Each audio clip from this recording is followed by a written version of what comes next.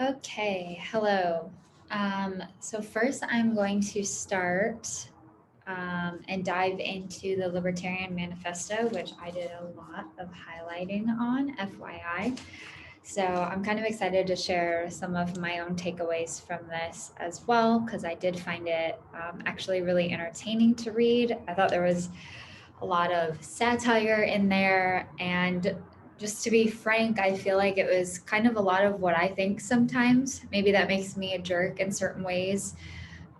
Politically, I don't feel that I vote that way necessarily, but a lot of what he was saying, I was like, oh, okay, yeah, that's me. So I just wanted to share some of my takeaways and major concepts that I found in the manifesto. So to start, essentially the manifesto talks about how every person is the owner of his or her own life, that no one has any ownership over their life. I am the owner of my life, you are the owner of your life.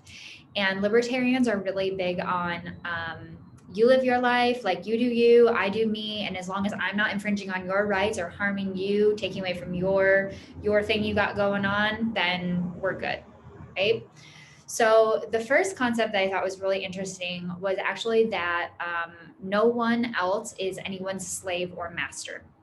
And I did find that really interesting because obviously we have a huge history of slavery and enslaving other people in our American culture. So essentially, no one is the owner of anyone else's life, and you do not have the right to enslave anyone, meaning you are not able to make choices, whether it means physically enslave them or even like mentally and emotionally enslave them as well. So when it comes to them making their life decisions, those are theirs to make, and your choices are yours to make.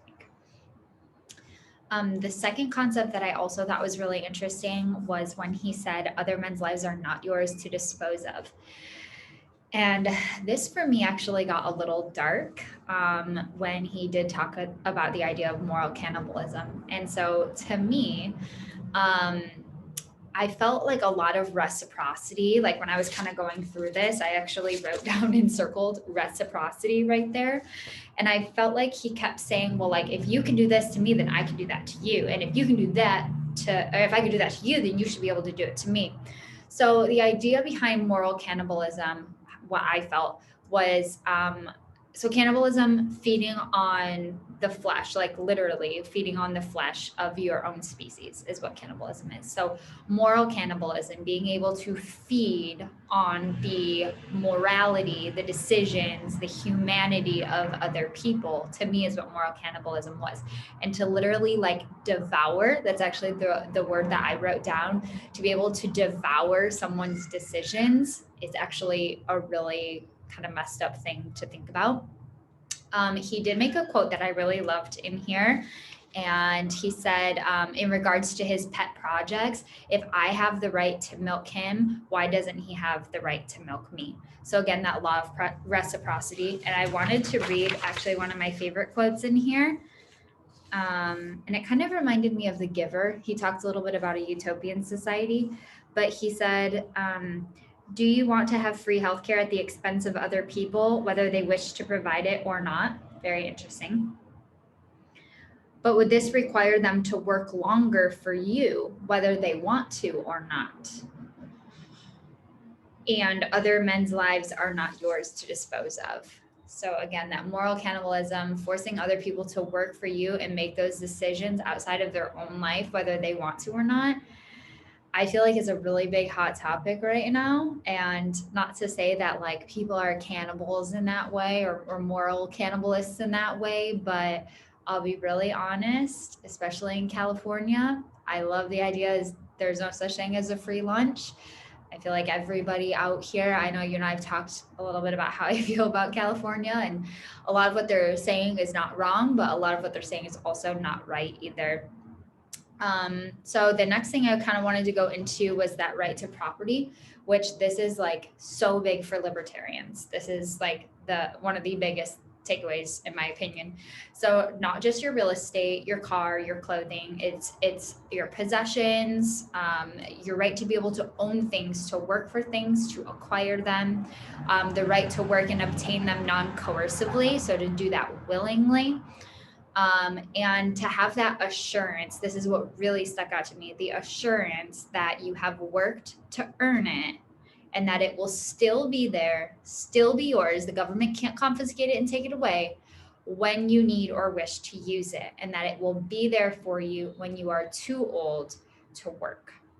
So one example that I really thought of when I was reading the manifesto was, I mentioned to you, my husband works in commercial real estate, and we're really big on like buying an investment property, buying like a multifamily apartment building, and having that generate essentially passive income, renting where we own. Obviously, I rent, and acquiring an asset that the government can't take away and something that's going to be there for me when I'm too old to work. That property that I acquired, worked for, and put my money into, obtain it. And so that was like kind of the first thing that came to my mind. And California, Orange County specifically, where I live, there was something on the ballot in November, and I actually wish that I would have read the manifesto a little bit. Not that I'm a libertarian by any means, but it really did bring up a lot of like voting ideas into perspective that I voted on in November. And Orange County actually proposed something that wanted to be able to cap what you were able to charge for certain things on a multifamily building, not just rent control, but they were also trying to limit the amount of assets that you can acquire and how to generate money and like all this kind of stuff. It was kind of weird. And it was interesting that the government in a way was trying to put a cap on that and was almost saying like, if you're not utilizing your money in this certain way, then you're not able to acquire the asset. And to me, that's so counterintuitive because again, libertarians, not that I'm a libertarian, but libertarians are really big on like, no, I worked for this. This is my asset. The government shouldn't be able to tell me what I'm doing with any of it. And so it was really interesting. It's almost like the polar opposite of that out here. And I feel like a lot of business people kind of feel that way. And even if they're not necessarily a libertarian, like they're not registered or vote that way, I feel like a lot of that, there's a little bit of everything on this spectrum that I tend to agree with. And I think as far as like that moral cannibalism, like at what point, and I love what you said in the lecture, I'm going to steal it. At what point do I stop becoming, I have neighbors walking by that are watching me do this lecture. It's very weird. I'm sorry. 1 second. Okay, sorry. I didn't want to offend anybody. But at what point do I stop becoming responsible for someone else? Why do I have to give something that I don't know this person? I don't know him or her from Sam. And I'm working and being enslaved to this concept that I have to provide for somebody that I don't know, for something that I may not even agree with. I like the libertarians say, I have a right to my property. It's my property, not yours. You make your decisions, I make mine. If I don't want to have healthcare, I shouldn't have to choose to have healthcare. Now, if the government's going to tax me on that and that's something they want to provide, that's a different conversation. But the libertarian would say that's not the government's place to govern morality, right? One last thing I wanted to touch on before I go on to the actual lectures was the idea of why communal property sucks. And I'm all about this because my husband and I do real estate for a living. So we're really big on the property and commercial industry side of government. So it's just very interesting to us. So why communal property sucks. So I love the quote. It says, he knows no matter how hard he works that the government can swoop down and confiscate his earnings at any time. So Hospers essentially argued that at first, the idea of, oh, we're all one big happy family. I own this with you. We all own everything together. It's like a big hippie mentality, right? He said that any time the government can swoop down and confiscate his earnings or his property, his possessions. And my mom always told me what the government gives you, the government can also take away. So that's one argument for me for a little bit less government. However, back to libertarianism. At first, he may enjoy the communal aspect.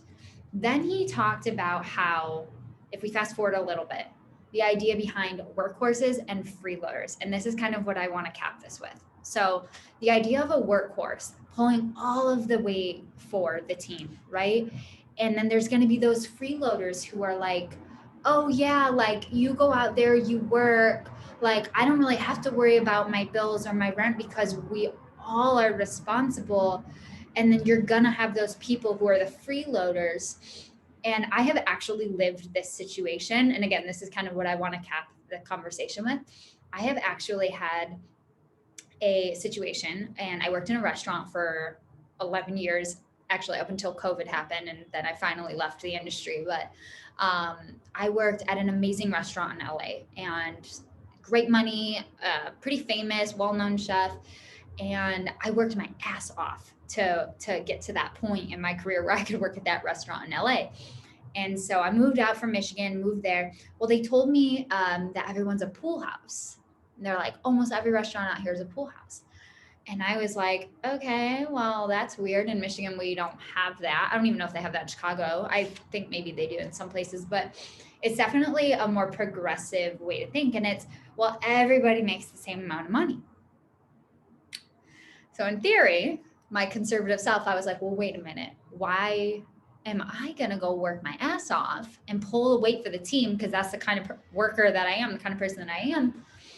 And then John in the back section, his name was actually John in the back section would always get the easy section, would always get the first cut, would always get to leave early. I was busting my ass in the dining room. I had all the regulars, all the VIPs, celebrity, like me and one of my coworkers, we were like the guys. Like they put us in the main dining room. We had it going on. I'd been there for about 4 years now. So I kind of went up to my managers and I said, listen, like I'm cool with the whole pool house. Like we're all making the same amount of money. But this whole idea of like communal property, I didn't like, because I was the kind of person, I was the workhorse in that situation where I felt like I was starting to get taken advantage of. And I would, at the end of the night, walk with the same amount of money as everyone else. And I would leave the restaurant at 2:00 in the morning. John in the easy section, because he'd been there longer than me and had seniority, essentially was making the same amount of money as me. And I was the workhorse. He was the freeloader.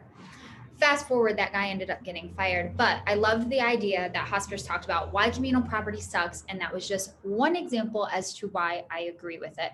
I'm sure there's exceptions in a lot of ways. I don't mind sharing.